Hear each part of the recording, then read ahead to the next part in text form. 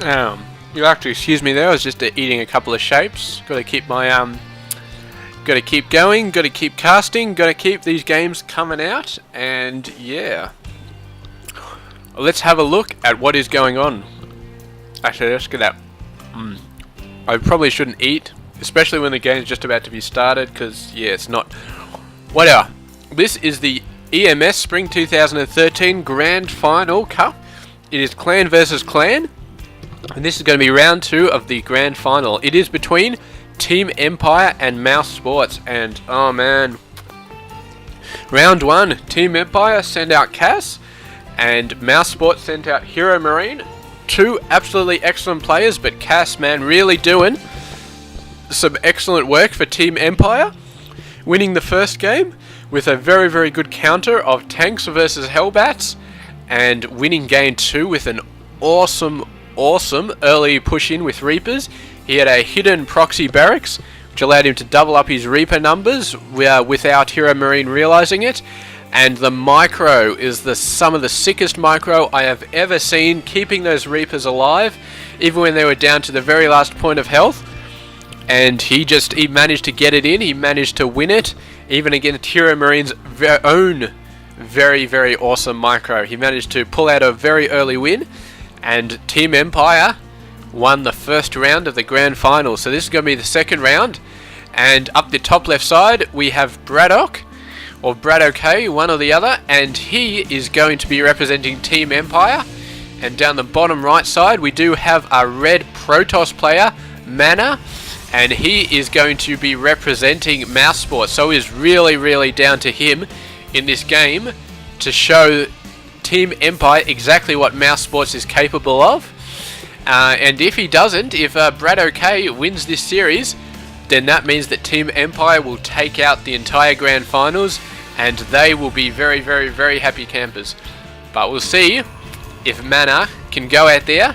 MaNa, one or the other. He's a pretty cool guy, and he is going to go out there and see what he can do. And yeah, this is going to be an absolutely awesome series. Every single game I've cast in this EMS Spring 2013 Cup has been pretty awesome. Well, maybe there was one exception. I think somebody left early in one game for no reason, and that was not too cool. But every other game has been absolutely awesome. This SCV going to be proving itself a massive pain in the ass. He's got a Zealot out to chase it. No doubt there will be a Stalker following that to go chase it. And pretty standard play. We've got about a 4-minute expansion. Actually, this was a bit earlier than 4 minutes. Please stop lagging. There we go. So it's a bit earlier. It's almost finished. Terran base is going to be a little bit behind that, but I don't think it matters too much. The Terran, meanwhile, he's going for quite a bit of barracks here. He's getting 3 barracks up. I don't think he's built. He's built a bunch of Marines already. So yeah, he should be fine on the defensive sort of stuff. He's running around. I'm pretty sure he's looking for proxy pylons of some sort. He's not going to see any, so that will make him feel a little bit better. Unless he's one of those really crazy paranoid players who knows there's a proxy pylon out there somewhere, and if he doesn't find it, it just means he's not looking hard enough, and it's going to end up haunting his dreams, and he'll be like, oh, if only I'd found that proxy pylon, it would have saved the game. But hopefully he's got a bit of a clearer head on him than that. I would personally be just crapping myself for a pylon which wasn't even there, but here we go. Something you should be worried about is this Mothership Core is just scouting at the moment. But yeah, he might go over there, he might start taking out some guys. More than enough Marines to deal with it though, but this Stalker's going to come out. He's going to see the 6 Marines, and he's going to have to get out of there straight away. You can see, very nice play there. He's kiting it. He knows that he's got a range of 6, and these guys have a range of 5, so he can do a very small amount of kiting. But you don't want to. He forgot about his Stalker for a second there. That was not a good play. He was probably building some units back here, and he really needs this warp gate tech, and he really needs some more gateways, because this pressure could do quite a lot of damage. He does have a sentry out, so he can ramp off this thing, but he's got an expansion down there, and if the Marines get up there and start doing some damage, that would be very bad. But here we go. Here is the pylon that BratOK has been having nightmares about. It's not even built yet, but it's about to be built. And there we go. That is the beginning of the end for BratOK in this game. He has got no chance, now that this pylon is down, because that pylon is going to spell the end of all his hopes and dreams. No doubt. Bunch of Marines out there. This is a very scary amount of Marines though, and I mean, MaNa, I mean, he's a little bit further ahead getting this Nexus down. You can see his Harvester advantage is quite a bit, 8 workers, but he's got a bit of a disadvantage with the army though. He's got to start building these guys up, getting a bit more forces, because right now these guys could go in and they could do a hell of a lot of damage. I don't think that MaNa quite at the moment has enough to deal with these guys. He really doesn't, and I would expect with this many Marines coming out for BratOK to try something in the next couple of minutes. He may be waiting for like oh, here we go, he's waiting for some medevacs. So he's jumped down the starport and he's building out double medevacs. So that's what he's waiting for, and we're going to see some very nice drop action coming out. The observer coming out is going to see all. He's going to see the starport on the reactor, and he knows exactly what that means. I mean, it could mean Vikings, but he's going to guess that it means medevacs. Meanwhile, MaNa is going for a robo support bay somewhere, anywhere, there it is. He's going for massive ground upgrades. This is still level 1, I believe. Yeah, still just researching level 1. And this guy's researching level 1 as well. I don't think he's got the armor yet. No, he doesn't. But here we go, the forces coming out, and he's going out there. As a Protoss player doesn't really have that much. He's got enough, but I don't think he's got Zealot legs yet. No, he does not. So this army is going to have quite a lot of trouble dealing with this Terran force. And once the medevacs come up to start healing them, he doesn't even really need to do a drop. He could just go in with the medevacs, and I think he could do quite a lot of damage. But here comes the Colossus. Colossus running out, but the Colossus is running the wrong way. An excellent job there. He had a very good idea. His medevacs were coming up, and he might be trying to run in there and do a snipe on the top part with the medevacs using being able to see what's there. But if he gets the Colossus up there, these guys are going to take quite a lot of hits, and there's not much that the Terran player can do about it. He's going to send in some forces here though. They're just going to go at the top part. This Colossus is really not paying attention, but he's going over there now, and these guys should get mopped up quite easily. They're going to go right up into the back. Excellent micro, running around constantly, but eventually they do get wiped out. Meanwhile, this observer is just still chilling around there. He's going to see everything that goes on, and he sees Triple M coming from the Terran player like nobody's business. I don't know if he's seen this command center yet. No, he has not, but he could walk over, skip and a jump and go see it, and that would be easy enough. Meanwhile, the Protoss player is just getting forces up. He's not that far behind the Terran player. He's got one Colossus out, so he shouldn't have that many problems. But the Terran player, that single Marine, he died gruesomely, but he did see the Colossus right up north, and that gives BratOK the signal that he can go down the bottom side, and maybe the army is out of position. But he's here at MaNa's a little bit smarter than that. He's got his forces down here already ready for the medevac to come in, so it's counter-guessing and guessing and counter-guessing again. These guys all over the place in terms of their psychology and all that sort of random crap, whatever. But what I really like to talk about is this army, man. He's got 1-0, he's getting 1 armor. He's got an army here, he's got an army there. The Protoss is starting to build up. He's starting to get some stuff going, but yeah, with this third base coming down from the Terran player, I'm not sure that the Protoss is going to do that well. I mean, he's getting a base up here. He knows that this base has been canvassed quite well by these Terran dropships, by this Terran medevac. So he's going for this one instead, but the Terran, is he going to go up there? Please tell me he's going to go up there and wipe this out, because that would be a good option. There he goes. He's going to run over. Yes, come on. It's easy pickings. Go for there. I guess he doesn't want to get flanked, but the Protoss forces are not really large enough. He's got some High Templar out though, so this is great. He's got some Colossus and High Templar, and the combination of these 2 units is really going to start hurting this Terran force. He's got the Vikings out, not enough Vikings to deal with the Colossus, especially not with sentries and stalkers taking them out.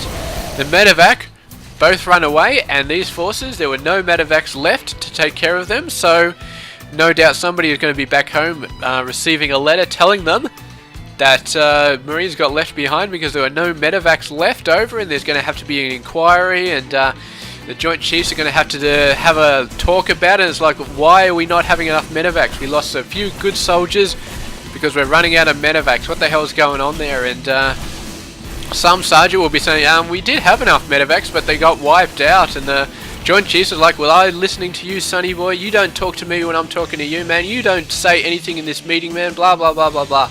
Because that's how it happens in the army, man. I mean, the little guy, you know, I don't know where I'm going. But these guys, he's getting quite a lot of High Templars now. He knows that High Templar is going to be where it's at. There's a fair amount of Marauders here, though, but there's still a large amount of Marines. So, Storms should still be fairly effective. And as long as he's got a large amount of Zealots to be able to go in there and start wrecking the Marauders' world, he should be fine. He's got this base up, but he hasn't taken this out yet. And this Marine's going to come in. He's going to see everything. He might even kill this Pro, but now the Zealot is going to take him out. And that Marine, he got some scouting info, but yeah. I mean, this guy, this Observer, man, he is like the ultimate spy. He's been in enemy territory for pretty much the entire game. They've got no idea that he is there. And yeah, man, he is reporting everything back to the Protoss High Command. And somebody is going to get completely screwed when they find out that that Observer is there, man. Somebody is really, really going to be in trouble for not finding that Observer. Because that's just, yeah, not fun. Here we go, the Protoss sending a few forces in here. These guys, I don't know if they were planning to move in or if they were just planning to stop the Terran forces from flanking these guys. But regardless, it worked. The Terran forces going back here. And now they're going to get double hit. But he doesn't like going up the high ground. He doesn't like that battle, so he pulls out. And meanwhile, he's just going to leave a couple of Zealots lying around. Manages to force the cancel on that base, so that was an excellent job. Meanwhile, some forces up here. Bunch of Terrans, but the Zealots being warped out, and they do not have enough firepower to kill the Zealots before they can warp out. So not very good. He maybe should have sent a larger Terran force there to take out that base. What have we got going on here? We do have some Zealots. These rocks have been taken out, but he's going to try and block this off with some barracks or something else. A lot more Vikings coming out there, so the Colossus not going to be that good. I don't think he's got any High Templar forces. He's morphed them all into Archons, so he must have used his Storms before. And the Colossus failing quite badly here, and just the superior Viking numbers coming out, and this ground force staying out of the way till the Colossus are done. These guys still going, but I don't think anybody really cares what they're doing anymore. And BratOK, man, he's not ahead on the army, surprisingly. That was a very decisive victory there from BratOK. He really, really pushed those corrupt Colossus into the ground. He did some good damage. This Archon just getting a nice bit of attack there. He's like, ha ha ha, I hit you, tag, you're it, something like that. But you can see, MaNa, he's not messing around, man. He built up like a complete boss. And it is the 4 base versus 3 base advantage, I'm guessing, which is allowing him to macro up this hard. And a Terran player moving in, he might be able to kill this Nexus, but he's going to lose a lot of units to do it. And there we go, he gets out of there, choosing to save his units instead of sniping that Nexus. And the Colossus coming up is just very, very scary. He's going to go around the side, maybe drop back here. There's probably not much to hit back in the main base, unless he wants tech structures, but I'm guessing he's going to hit here. Meanwhile, the Protoss being pulled out by this little force. So these guys drawing the Protoss forces out. One guy gets dropped here, another guy gets dropped at the main. And yeah, those workers, they get out of there quickly enough. And one Colossus up here. It would be so awesome if he could snipe that Colossus, but I don't think he has the forces at the moment. Instead, he's going to go down to the expansion. And the Protoss has got to be worried about this. He's got to have something sent over. Or this medevac doesn't have enough energy. If it was full on energy, he might have got a feedback and completely wiped it out. Storms on these guys. That High Templar tried to do something, but I think they're just going to jump in the medevac.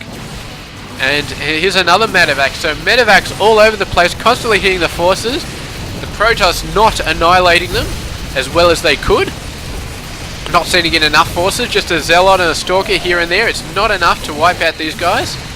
And they're just getting tons of workers. But meanwhile, the main attack force coming up here, doing quite a lot of damage. It's not a huge attack force, but it is got some fairly high-tech units, Colossus and Archons, and the Terran player is quite scared by them. He's going to send some Zealots off to each base just to wipe out workers, so the technological degradation is going to be going down in both sides of the field. And the Protoss player is still quite far ahead, and these workers, man, major mistake trying to run back into the main base. They went straight past the Colossus, and that was a pretty bad mistake from our Terran player. He's still got a couple of guys there. I think they're finally going to get wiped out though. It's been long enough. I think the Psystorm actually took out a medevac there. That's not something you see very often. He's rallied his forces out though. He's going to send out there a bunch of Vikings, take out the Colossus, and these guys do not stand a chance anymore. But he has done, I think he did more economic damage against their Terran player than the Terran player did versus him. And yeah, look at that, 64 workers to 21. Either MaNa didn't lose that many workers, or he's just been a complete boss in terms of reproducing them. And I think it's probably a bit of both, because I mean, with 4 bases versus the 2 that BratOK has, he's got a third, but it's not really there anymore. And he's just so far ahead at the moment. You can see his army supply really getting up there, producing tons of units. And BratOK, man, he wants to get out there. He wants to make something happen. He knows he's crippled at the moment, and he wants to go out there, finish off the Protoss army, and get some damage done. But there's some storms coming down with some Archons. The Vikings tried to flank. It was a beautiful position on this high ground to attack the Colossus, but of course the Protoss still had high vision with his Colossus, and yeah, managed to take those guys out. Managed to snipe the Vikings with the Archons, and yeah, good job. And man, BratOK can sleep a little bit safer now that this pylon is taken care of, and he looks like he's in an excellent position to take out this game. Now that medevac, man, is juking all over the place to avoid that storm, man, but didn't quite avoid at the end, or a stalker got him or something. And these guys, yeah, I mean, they took out the Nightmare Pylon, but their force is rapidly dwindling, and he just does not have the economy he needs to take it out. You can see he's not even building workers anymore. He's basically just building army units. He's even going for Ghost now. He really wants to use that EMP or to get rid of the High Templar, but he sees the army coming in again, and he knows he does not have enough. So that's going to be BratOK going down to MaNa in Game 1 of Round 2. Team Empire doing a very good job in Round 1, but their representative BratOK in Round 2 not giving up the goods, not making it work. And Mouse Sports coming back in Round 2 with their player MaNa, and yeah, if MaNa wins the next game, then we will be going to an ace round, Round 3, and we'll be duking up 2 more players to see who will be the grand finalist winner. So Team Empire, very good start in Round 1, but it is not over by any stretch of the imagination. MaNa going out there and showing that Mouse Sports is still in this combination and still knows how to do some awesome damage. So thank you very much for watching this game. We're going to go straight on to Game 2 right now, and it's going to be between MaNa and BratOK. If MaNa wins the next game, it's going to go to a Round 3 decider with 2 more players from these awesome clans. But if BratOK wins the next game, we may go to an ace match in this round, and if BratOK keeps getting the wins, if he gets 2 wins in a row now, then Team Empire will win the entire Grand Final series. So we'll see if BratOK can get back into it, swing the momentum around again, or whether MaNa will keep on pushing in and deliver this round for Mouse Sports. So this has been xhairymuppetx. I hope you enjoyed this game, and I'll catch you in the next one.